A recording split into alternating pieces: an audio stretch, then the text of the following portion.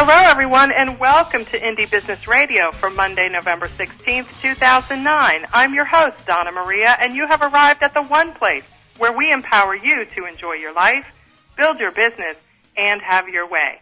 Today's show is sponsored by Essential Wholesale, the largest supplier of naturally derived cosmetics bases in the world. Extended shipping credit promotion ends November 30th. Earn money towards shipping of future purchases each time you buy. Visit www.essentialwholesale.com today for details. If you're joining us from indiebusinessradio.com, I invite you to click the chat link so you can join us here at the chat where you can chat live with us.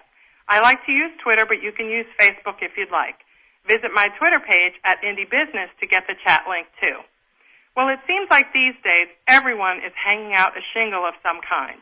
In particular, since so many companies are cutting back on mid-level professional staff, many people are finding their way to the world of professional services consulting as they make their transition from a full-time employee to self-employed professional.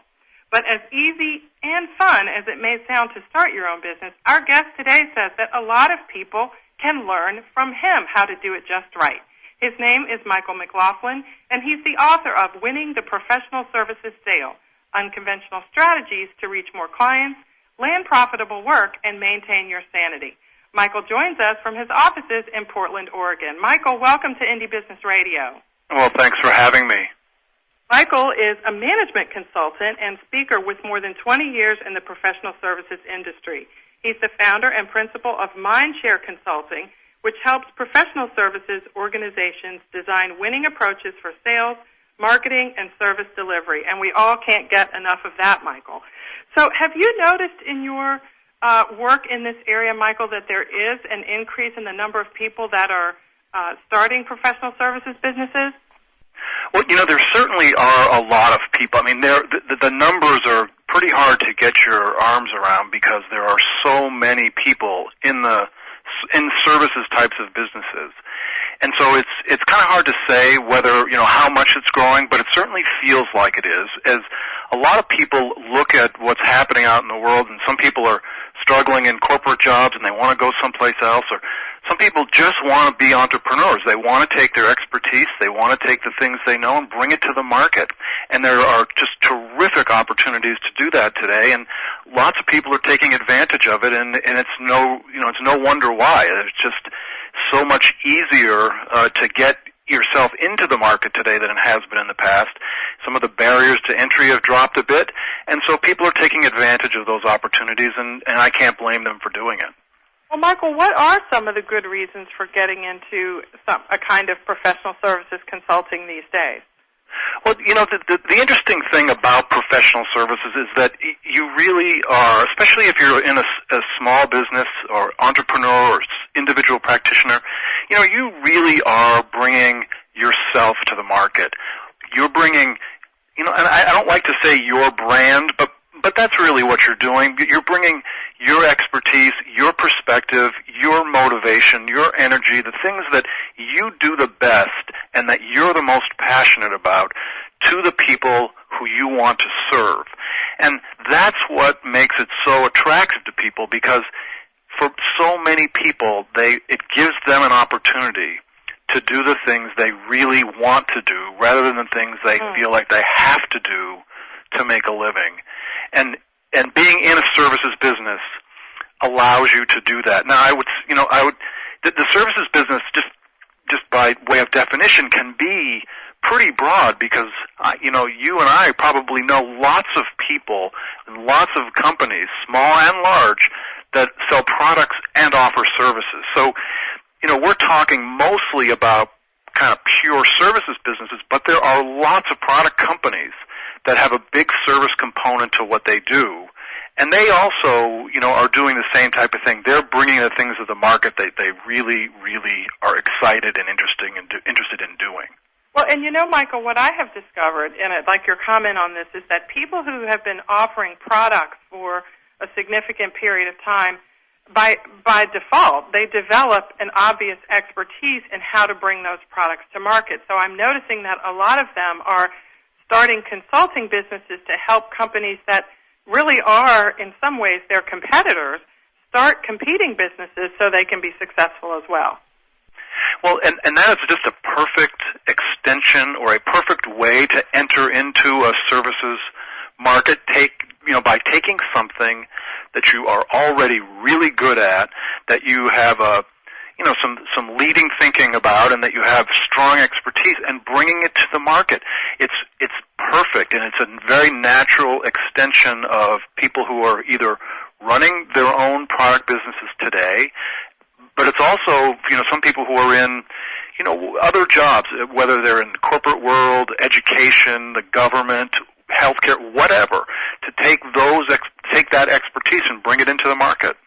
So, Michael, if the competition is getting stiffer, on a micro scale for all these individual businesses, I'm thinking that must be good for people who are looking for consultants.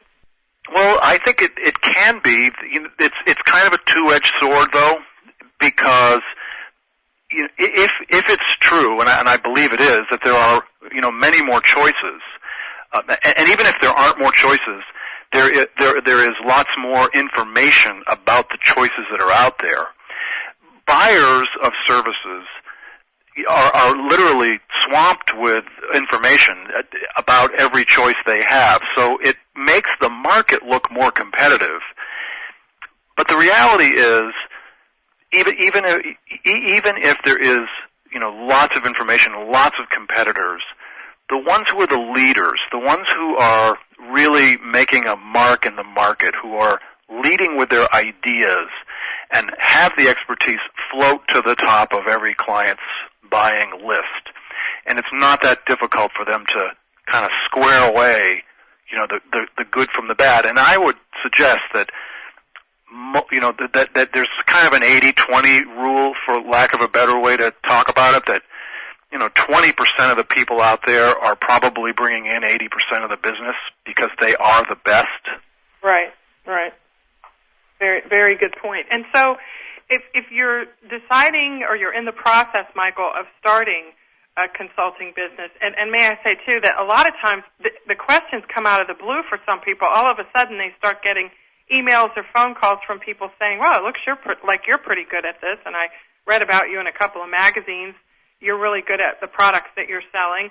Do you offer services, or what resources can you share with me to be successful? Sure. I've been seeing a lot of that. So what are the things that companies who are thinking about moving in that direction, what are the things that they need to know that are not obvious on the surface? Like it's so easy to say, I'm good at this, here's my hourly rate, or I'll think of one for you and start helping you out. But what are some of the things they really need to consider if they really want to make a consistent business out of this that can grow and expand into the future?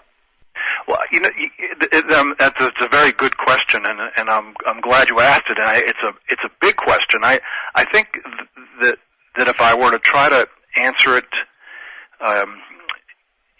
in as simple a way as I can, the most important thing, I think, is to be absolutely sure that you're not doing work or pursuing work that you can't do, okay, or that you don't want to do.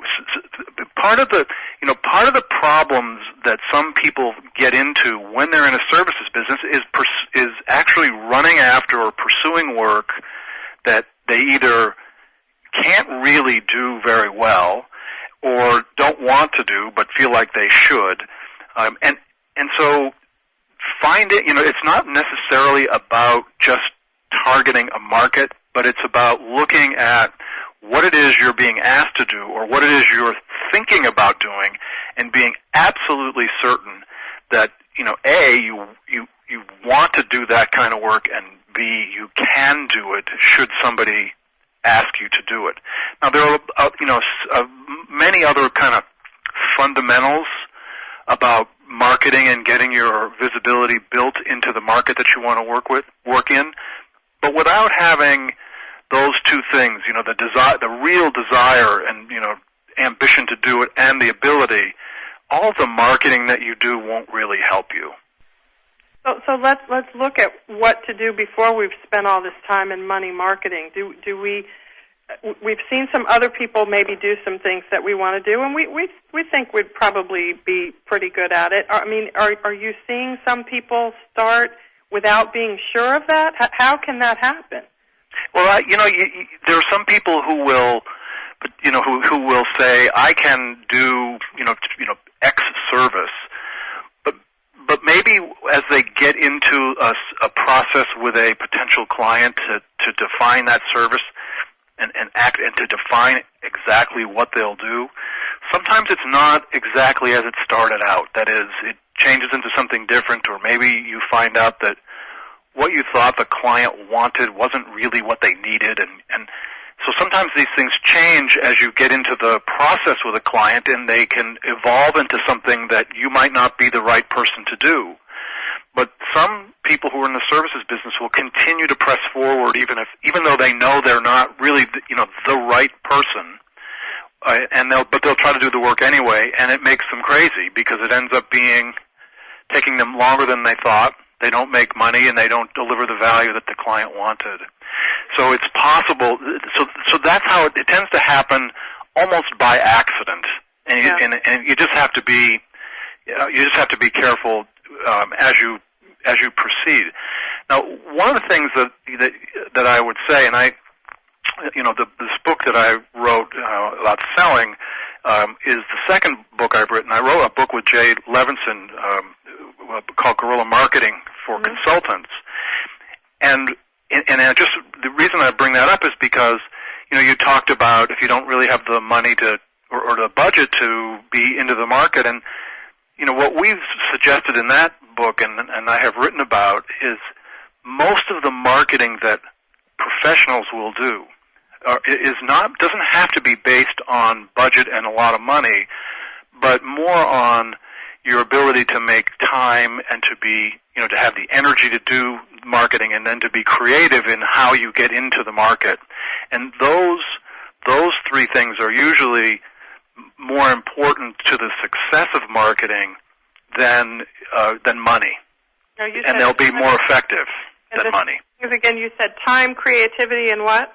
And energy. Just your energy to get out into the market and stay there and do the things that your clients want to see done, so that you can draw them to you. And what we found when Jay and I wrote this book, and I think Jay Levinson has suggested this for a long time, that that's really the key to marketing is time, effort, and energy, or time, creativity, and energy, not money. So we're starting this business. I mean, and I like what you said earlier about it sort of happening by accident, that we discover that we've hit the nail on the head or not. So do you suggest that for people who are just starting out, that we use that process to, not try and, bite off too much more than we can chew on the beginning? Because it sounds like what you're saying, Michael, is that part of the ability to know exactly what your niche is doing it a couple of times at first, testing out the water, so you can actually sort of discover that in a practical way? Because excuse me, there are a couple of important skills that a person needs to have to be able to deliver a service effectively to clients. We may know exactly what it is we've done to create success for our business, and then be asked to do something for somebody else that sort of mimics what we've done or leverages our expertise. Right. But that doesn't mean and when you hear that, it's easy to say, sure, I can do that, I've done it before.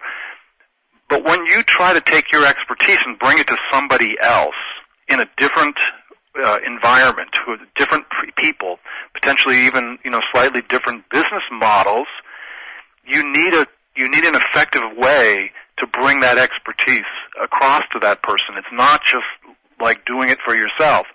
And so there are some fundamental skills that you want to build in terms of how to deliver a service, and those take a little bit of time to develop.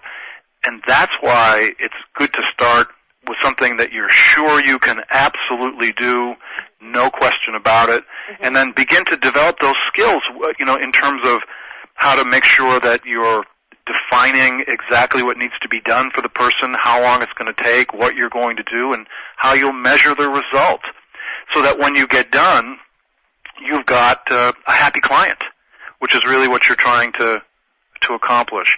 And that takes a little bit of time. Win-win situation for everyone. We're talking with, Michael, we're talking with Michael McLaughlin, the author of Winning the Professional Services Sale. And when we come back, we're going to pick Michael's brain about what some of those special skills that are required are. So don't touch that mouse. We're going to come back and talk with Michael more about the skills you need to market your professional services well and to deliver exceptionally well. This is Donna Maria, Indie Business Radio. We'll be right back.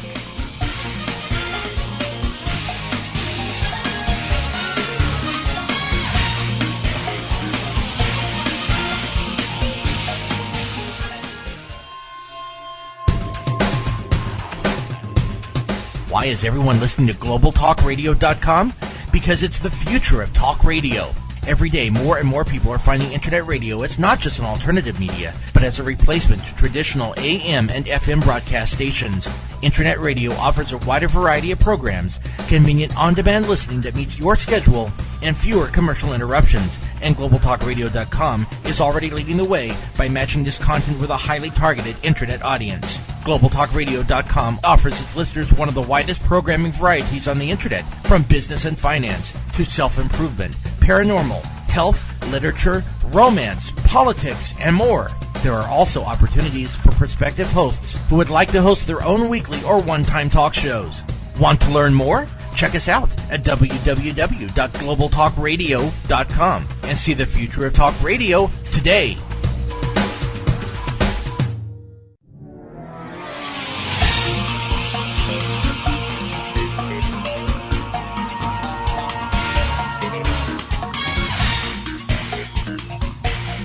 Welcome back to Indie Business Radio. We're here today with Michael McLaughlin, author of Winning the Professional Services Sale.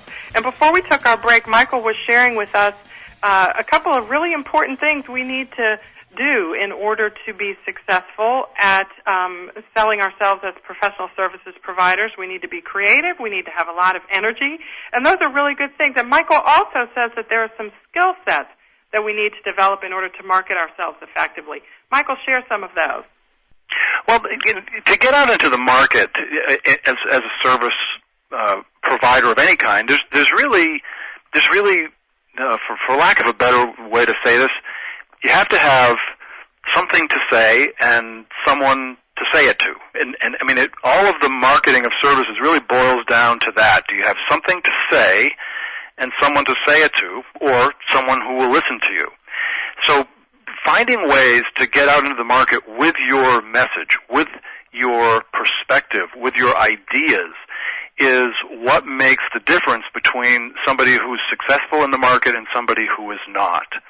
And you have so many different ways to bring your ideas to market today that that the barriers to entry are fairly low. So what happens is the people who have the best ideas are the ones who win. And that means if you're starting a business and you have a perspective on how your potential clients should operate, how they could operate, maybe what their future is going to look like, if you have perspectives about how things ought to be done, those are the issues that your prospective clients want to hear about, and that's where you get creative. You know, if you ask yourself, what would my clients or prospective clients think is going to happen in the future? Can I answer that question for them? And by the way, that's a very powerful question to answer for people because they all want to know what's coming next. And so if you can create a set of ideas that you can either publish, whether you're blogging or tweeting or both, or you have a newsletter, or however you want to bring those ideas to the market, if you can get compelling ideas, and they don't have to be the only time they've been said. You know, some people think you've got to be all the time different than everybody else, and that's just not true. You just might have to say things with a little different slant than somebody has said them before. And if you can do that and bring your creativity to that kind of work, people will be drawn to you. So this is really good. So what you're saying is that if you believe you have the expertise and you can target a particular market, then what's up to you is to make sure that they know who you are and that you reach them with something that's different from what everybody else is doing at its core. Well, there's going to, if you look at, I agree with you, but if you look at what consultants do or any doing professional services, they're all going to look the same. I mean, no matter what business you try to enter, there's probably going to be somebody else there doing it already. I mean, we just know that. You make yourself stand out. Well, you stand out based on the power of your ideas. So, maybe you do something that 15 other people do. I will almost guarantee you that if you're doing something that 15 other people are going to do, 14 out of those 15 people, or maybe 10 out of those 15 people are going to look exactly the same. They're going to you're exactly right. They're going to say the same thing. They're going to offer the exact same thing. Okay. And, their websites will look the same and things will be very much the same. But if you can find just a different way to think about the same issues, you will not look the same. You don't have to bring something to the market that's completely different than everybody else, but you might talk about it in a different way. You might have a different perspective. And I mean, usually the reason that there are 15 people out in the market doing the same thing is because there is a market need. But the way you approach your market in terms of the power and strength of your ideas that's what will catch people's attention and will make you look different than somebody else. And Michael, what is the process like of developing these ideas? Because I'm thinking of lots of people that I come into contact with. I'm thinking of people I read about. I'm thinking of myself. I'm thinking of my listeners first. And I know that there are several of them who are doing pretty much the same thing, offering similar things. Nothing wrong with that. That's obviously to be expected. But so how do you do that? Is it just a matter of closeting yourself away or going on a retreat, or is it a matter of getting out there and listening to people, networking, and seeing what other people are doing, how you can distinguish yourself? What are some of the ways that we can do that? Well, the answer is it's part of all of those things. I mean, if the people who are really good in the market, have the strongest ideas. Now, the way they get those ideas is exactly what you just said. They're networking with people. They're out in the market. They're listening to clients. They're looking at what competitors are offering. They're immensely curious about what's happening. They're taking their expertise from other parts of the world that are not necessarily just their industry or just their service, and then they're bringing those ideas to new levels that will help their clients. So let me give you just a quick example. If you were to say for a prospective client, and I used this example a minute ago, and it's really just one, if your clients wanted to know what was going to happen in the next few years in their business, what could they expect? What would happen to their clients? What's going to happen to their supplier, your prospective clients' or customers? What's going to happen to your prospective clients' suppliers or their retailers or whoever? I mean, if one of the most powerful ideas in the market is to figure out what you think is going to happen, tomorrow or next year or in a few years, and begin to bring those ideas to the market. They're very compelling because people really want to know things like that. Mm-hmm. And once they've seen some of your ideas like that, and there's lots of other examples that you can use, then they'll start to look at what it is you do. And once they see that you have good ideas and you're competent and capable, and you make credible claims to doing very good work, they'll send you an email or they'll call you. And so that's just one example, but and so the question that part of the question is, do you closet yourself away? And the answer is eventually, yeah, you do. If you're going to be writing, for example, so that you can develop those ideas and get something pulled together that you can bring to the market. So you really need to make sure that you're a thought leader, or otherwise you're going to fall into the category of everybody else who's doing the same thing. Well, you do, and I agree with that. And I think calling them people thought leaders is a little bit of a misnomer, but it is a term that we all use. I like to call them idea merchants. That you're continually bringing fresh thinking to the market, and when you do that, people see it over time. And by the way, this is not when you're marketing externally, or marketing to people who don't already know you, it takes time. And so it takes consistency and patience, and you've got to keep pushing your ideas into the market so that you ultimately get on somebody's radar who doesn't already know you, and it just takes time. And it takes sort of a constant stream of ideas, pushing them into the market, and eventually they take hold, and people will start to, you'll draw people to you. This is so good. You call it an idea merchant. I like that. So what you're saying in a sense is that you have to be able to sell your ideas pretty much for free in advance before you sell the services that follow along with it. You will always sell your ideas before your services. That especially to people who don't already know you. I mean, if people who already, if they know you already, they know who you are, they know what you can do, and you can help them. But people who are new to you, you'll sell your ideas first, then you'll sell a service. Good. That's excellent. And so that's where the time comes in, right? Because you have to be willing to do all of this idea merchandising before you can really see the returns come in the form of the consulting agreements and contracts that you can expect. Absolutely, because I think if you or I, or probably anybody who's listening today, before we hire somebody we don't know, we want to learn something about them, and sometimes if you just read a website or a service description, it doesn't get it done for you. But if you find something really interesting and creative and compelling about their ideas, you're automatically attracted to them. And that's what, that's the difference between the people who are the most successful in the market and those who are, still doing okay but not pushing to the level that they want. Now, Michael, is this where new technologies and digital technologies come in?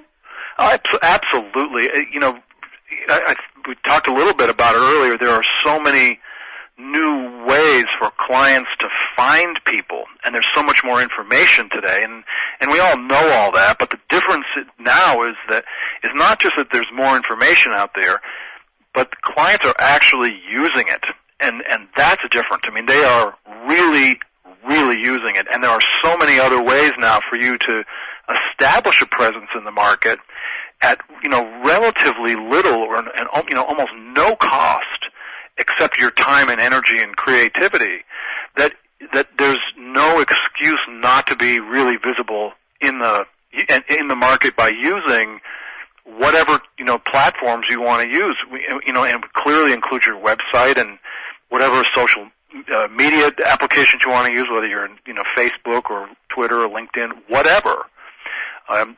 You just have a great opportunity to create a consistent view of your ideas and your business in the marketplace today that there's no excuse not to. I like that. There's no excuse for being invisible. So whenever we're dealing, a lot of times that's what customers tell us, right? As consultants, they say, okay, I know my business. I know how to do what I say I do, but nobody's finding me, or I'm not getting the sales that I think I want. So tell me this, Michael, as professional service consultants and the people that are listening, when they hear that, when my listeners hear that, I'm coming to you because I want to make more money. I mean, that's not enough. It's our job to delve down below that and find out what that means for this person, right? Absolutely, absolutely, because one of the jobs of the consultant is particularly when you're facing the question that you just asked is, what's really driving that? I mean, as a consultant or or service provider, you may know exactly what it is that you've done. You have a bunch of skills about bringing your own business to market because potentially that's what you've done before you, or as part of your consulting practice. But what you really have to be able to figure out is, how do you know what the issue is or the problem that your client really has? So if they say, I just want to make more money, or I want to be more visible, or I want more customers, that's fine. And that may be the extent to which they describe the problem. But your job as the service provider is to figure out, first, why is that happening? Right. And then put together something that works for an answer to help them deal with it. And that's not always simple. Right. Well, let me follow up on that then, because I think this will be critical. When someone does say, I'm convinced that you can help me, I'm not getting the sales I want, I need you to help me figure out why and then tell me what to do about it. That's really two separate things, Michael, and what I find frequently is that sometimes people don't want to pay for the first one. Well, and that's true, and you'll see that, and what happens as a result, and I don't mean to go off on a tangent here, but what happens as a result of that is you will find consultants out there who just have a service they offer, and no matter what the problem is, that's what you're going to get. Okay. So it's I forget the exact way this goes, but it's like if all you have is a hammer, everything looks like a nail, kind of thing. Right.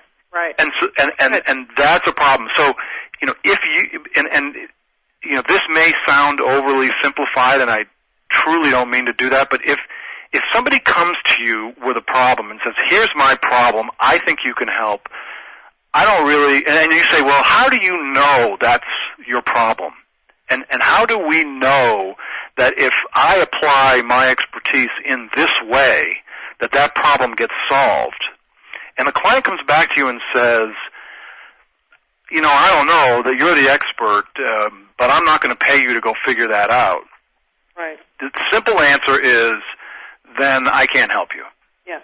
Because the reason for that is that you're likely to get in trouble. Because more times than not, when a client says to you, here's my problem, it's not really the problem.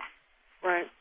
And there's usually something else going on there. And it's not because they've misdiagnosed it, they just sometimes don't look deeply enough. So if someone says, I don't want to pay for some kind of a diagnosis, chances you're probably going to have a problem down the road, and it's best to just look in the other, run away. We're talking with Michael McLaughlin, author of Winning the Professional Services Sale. We've got to take one more break right now, Michael, and when we come back, we're going to ask you some more questions about delivering on the services that we promise to our customers. This is Indie Business Radio. I'm your host, Donna Maria. We'll be right back.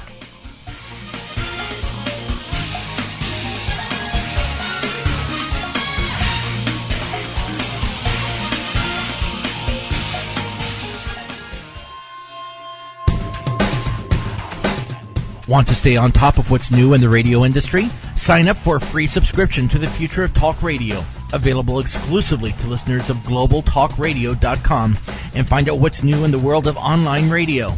Listeners can find out about new shows and special guests. People with something special to offer can find out how to become a guest and how to prepare for an interview.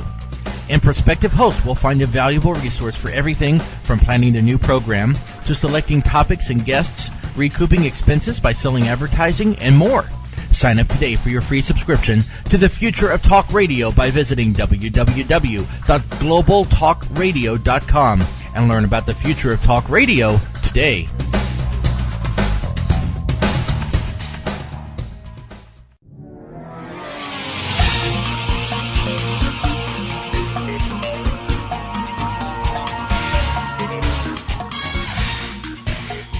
Welcome back to Indie Business Radio. My guest today is Michael McLaughlin. He's the author of Winning the Professional Services Sale. And before we took our break, Michael was continuing to share some great tips for us about how to use technology to stand out in the marketplace and be what he calls an idea merchant. I really like that. So, Michael, let's talk some practicalities here. We've got people listening who have been selling products successfully for quite some time, as we said earlier, and they're getting queries from people who want them to help them be successful selling the same sorts of products. Michael, can you comment on competing in an industry or providing a service to a customer that's also a competitor in another area? Sure. First of all, if people, your competitors or others, are calling you and saying that we really like what you've done and want to see if we can get something from your expertise and are willing to pay for it, congratulations. I mean, you clearly are doing something right. You're clearly quite visible in the market and generating demand. So you should be very, very happy with where you're at. Making that transition, working in a services realm in addition to a product realm is not going to be that difficult for you because you clearly know what to do. What will be difficult is to figure out how to actually deliver those services in a way that are both valuable to that potential client, but also, particularly if it's a competitor, but also while you maintain your own business and don't give away the store, so to speak. But do clients expect, if they're willing to pay for it, do they have a right to expect the store? If you say that you can deliver the store, do they have a right to expect that you will pony up the secret sauce?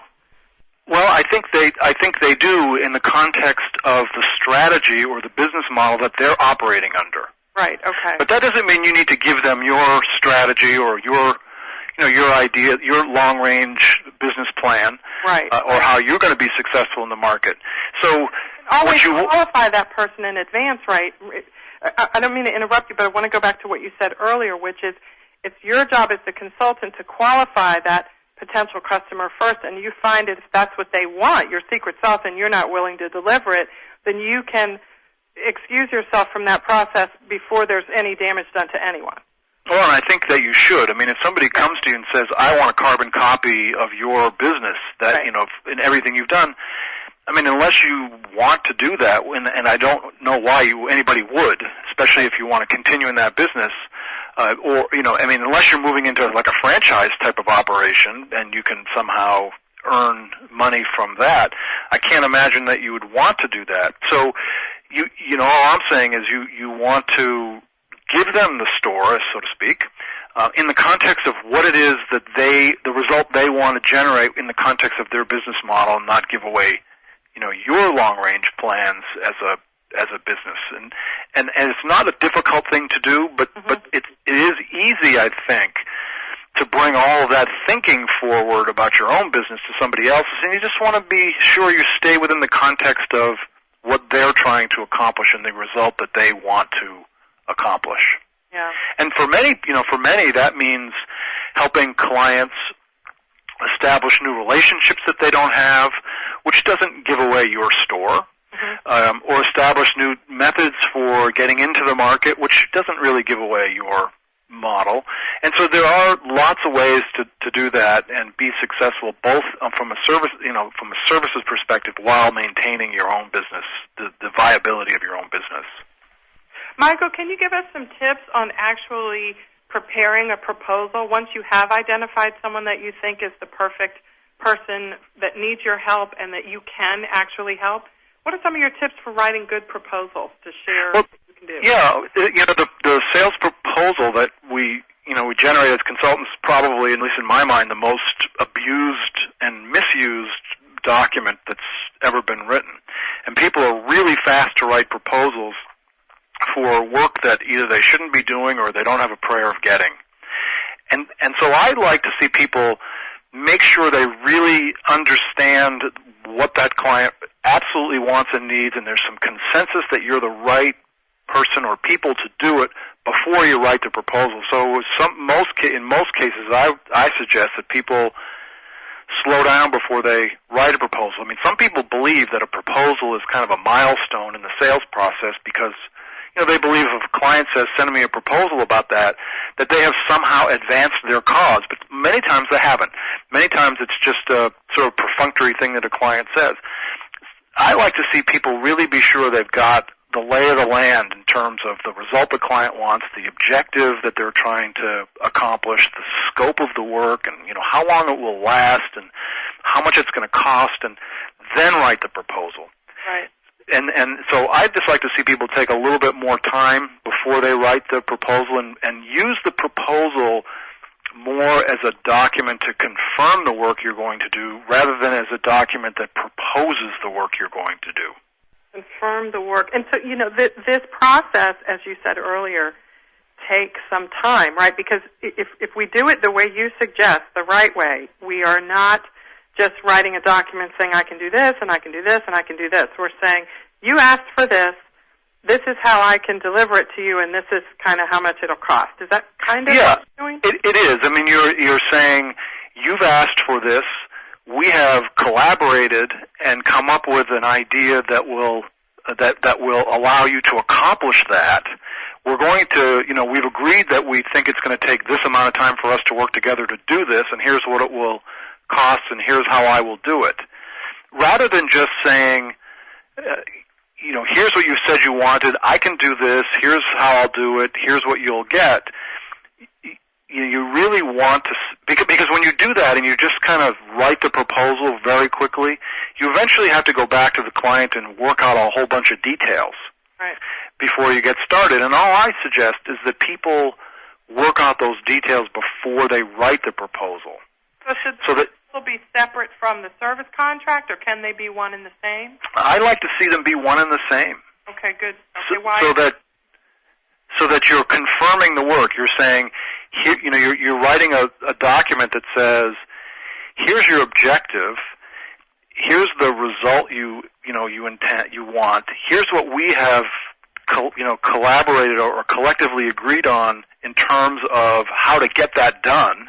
Mm-hmm. So here's the solution that we have developed together, and here's how long we think it will take, which is be the schedule, and here's the fee for us to work through this plan that we've put together here. And that's really all you need for for a basic proposal. Well, that's good. I just sort of jotted this down: objectives, solutions, time frames, prices. Yeah. And then if there are more than, if there's, in many cases there could be more than one person working on it, so you might want to have a listing of the people, or a description of them, a resume, or just a summary of their qualifications if it's necessary. Mm-hmm. And then some people, will, depending on the relationship you have with the client, will want to see something that describes your qualifications generally to do the work. Now, lots of times that's on people's websites and other places, but some clients want to see that. It kind of depends on the nature of the work you're proposing to do and the relationship you have with the client. That was very sort of useful way to think about it. And so on the front end, there's an in-between time, though, right? There's the time when you first meet a prospective client when you don't even know that they're a prospective client, right? You're networking or you're at an event. You meet someone, and at some point in the middle, you begin to identify them, and they begin to identify you as possible business colleagues that can help each other. So that period of time, I would imagine, Michael, correct me if I'm wrong, is probably one of the most important periods of time, right? Because tell us a little bit about how do we don't want to be badgering people with a million emails, right, saying how fabulous we are, and at the same time, silence is not okay either. Give us some tips on how to, walk that line and perform delicately so that we can stay at the top of their mind without driving them nuts.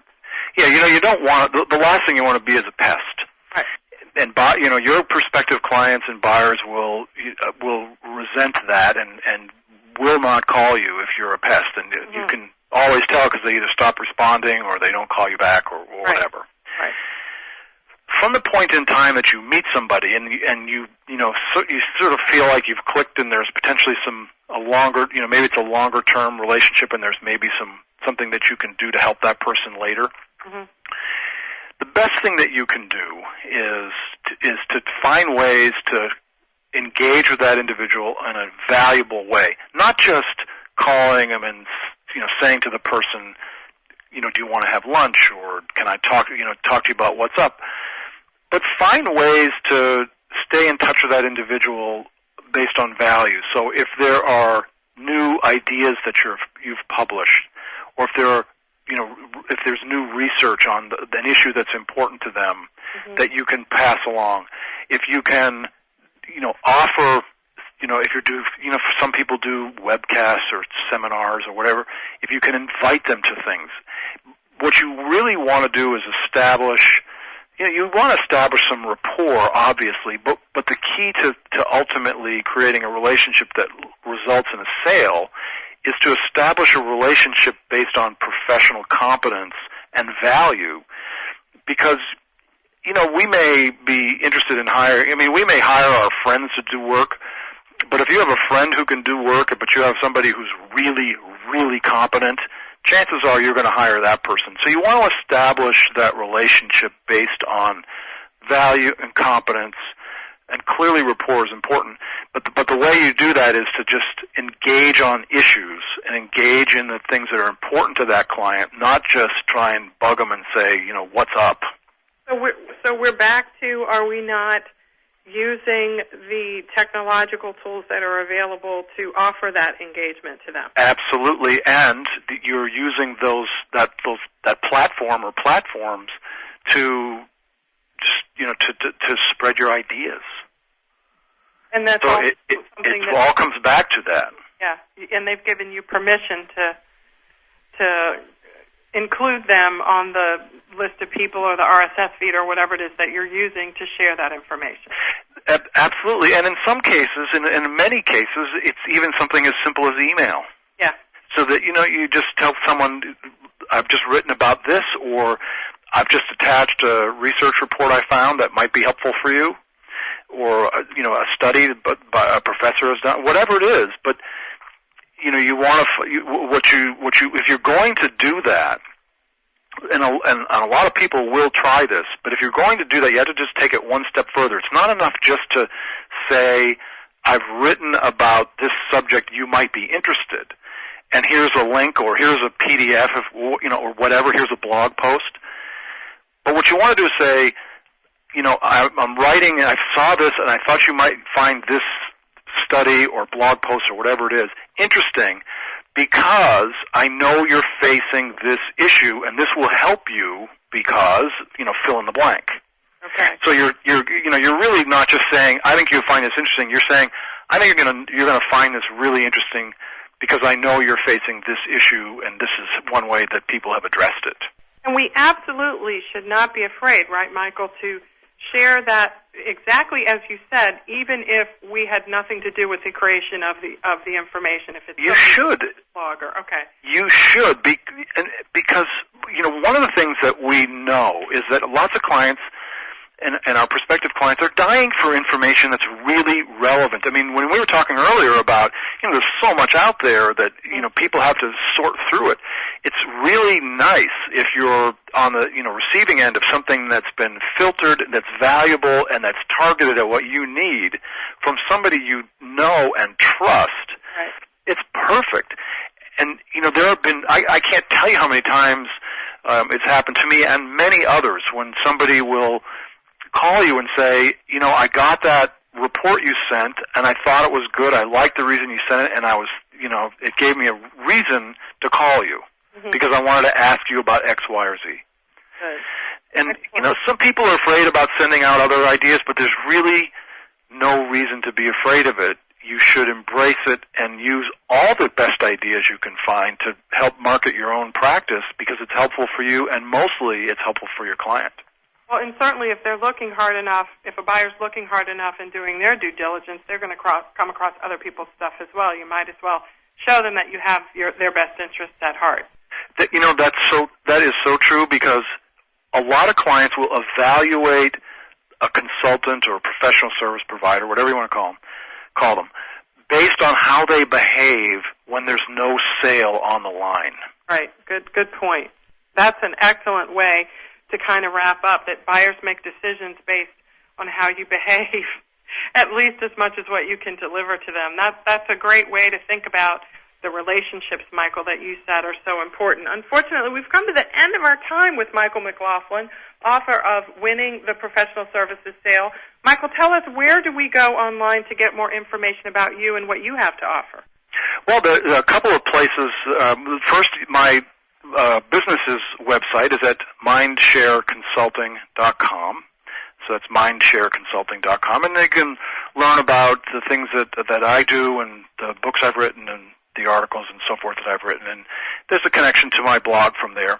But I also have, for the last 8 years, published a newsletter called Management Consulting News, and that you can find that at managementconsultingnews.com, and it's a free monthly newsletter that we feature every month, interviews and articles with, really the leading thinkers out in the marketplace, and get their best ideas on what's happening in business, what's happening in government, healthcare, and so forth, and how it affects consultants. So that's free, and it's something that it's a resource that lots of people use and like. So if you want to take advantage of that, feel free, and that's at managementconsultingnews.com.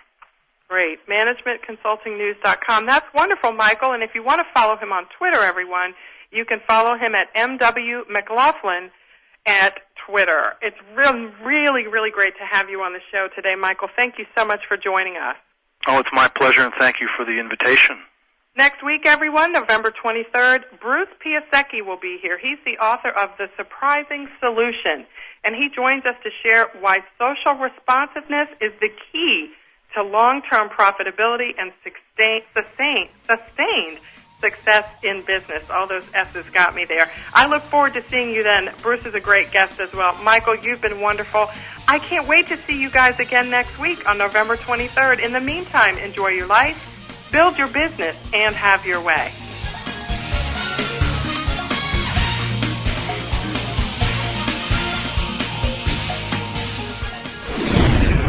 You're listening to GlobalTalkRadio.com.